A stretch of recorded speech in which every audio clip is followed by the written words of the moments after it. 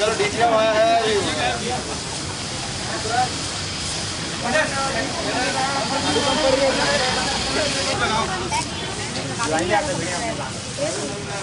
खड़े हो गए।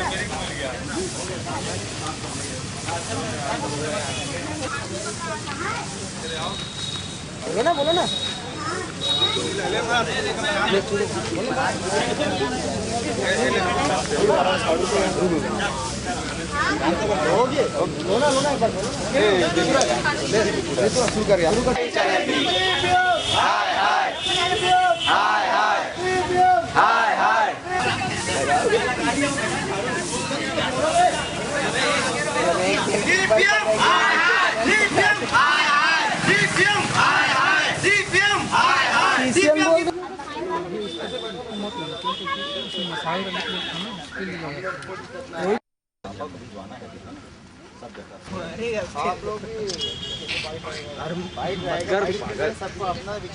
मैं बीपीएम तखतपुर हूँ।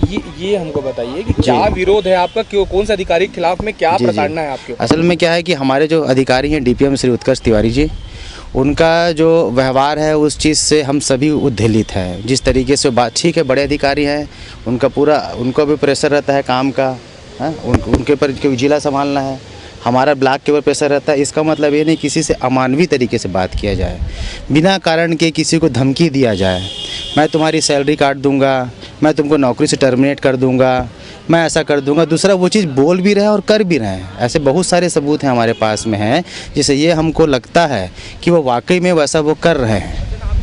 कई सबूत हमारे पास हैं। और उसके अलावा हम 6 तारीख से आंदोलन कर रहे हैं। कम से कम मानवीय आधार पर हम सबके पास गए। हम सीएमओ साहब के पास भी गए कि वो वही हमारे अल्टीमेट बॉस हैं अभी जिला लेवल के। हम माननीय मंत्री महोदय के पास भी गए, हम कलेक्टर के पास भी गए, जितने उच्चाधिकारी जिनके पास हम जा सकते थे, कम से कम हमको एक बार तो हमारी बात को सुनते। ये एक बार तो हमको क्या आरोप आप लोग किस तरीके से प्रताड़ित कर रहे हैं? बिल की आप बात बता रहे हैं कि फर्जी बिल तैयार करने की बात जो आ रही थी इसमें। नहीं, ये इसके बारे में फर्जी बिल का तो ऐसा है कि जो हम लोग को सुनाई दिया है कि फर्जी बिल बनता है करके, जिसका सीडी भी जारी हुआ है ना। लेकिन मेरा जो पर्सनल वो है कि उनका जो व्यक्तिगत वो जो है द्वेष है, उनका जो दूसरों के प्रति जो उनका व्यवहार है, हम अभी भी उनके व्यवहार से लड़ रहे हैं। वो उस द्वेष को रखते हैं, द्वेष को साबित भी कर रहे हैं। वो कई जगह, जैसे हमारे एक साथी हैं जो है ना, हमारे एक साथी हैं, उसको उन्होंने यहाँ तक बोल दिया कि ये मानसिक रूप से ठीक नहीं है, इसलिए कि इनको काम करने के लिए अनशन। वो कौन होते हैं ये बोलने वाले? क्या वो मेडिकली इतने साउंड है, बोल सकते हैं कि आदमी जो है वो मेंटली अपसेट हो गया है? क्या सबूत है? वो उन्होंने इस तरीके से लेटर लिखा उच्चाधिकारियों की इनकी सेवा समाप्ति कर दी जाए। हमारा जो सीआर जो है, सीआर में भी बहुत सारे ऐसे पॉइंट है जो हर चीज़ को तो अब ऐसा आपको जब बैठेंगे तो समझ में आएगा कि क्या क्या सीआर में क्या क्या ऐसे पॉइंट हैं। प्रशांत पांडे टाइम कराया जा रहा है,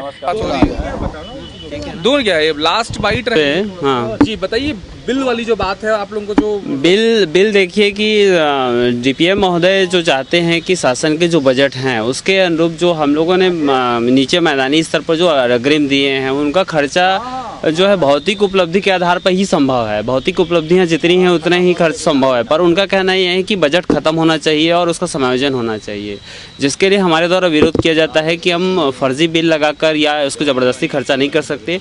जो आपके विश्वास की भौतिक प्रगति रही उसी के परिपूर्ति में और राशि खर्च होगी और उसका समायोजन संभव है। पर वो चाहते हैं कि 1 महीने के अंदर इतना रुपए का खर्चा बुक हो जाना चाहिए अग्रिमों के विरुद्ध, जो तो प्रत्यक्ष रूप से हमारे द्वारा खर्च नहीं किए जाते हैं, अप्रत्यक्ष रूप से हम जिनको अग्रिम दिए हैं वो वहाँ पर से समायोजन संभव है।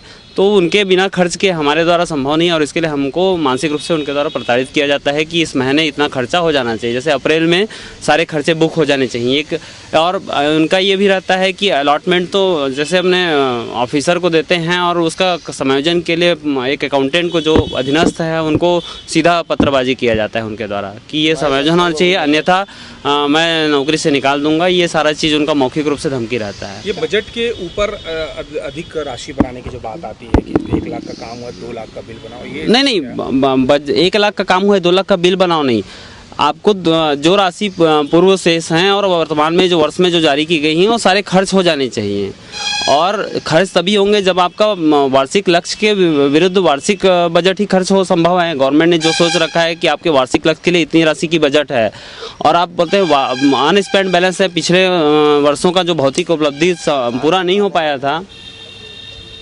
क्या चीज़? बस हो गया।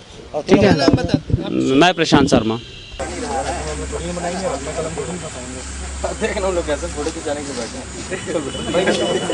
भैया क्या नाम बताते हैं आप? प्रशांत शर्मा। और आप प्रशांत शर्मा जी।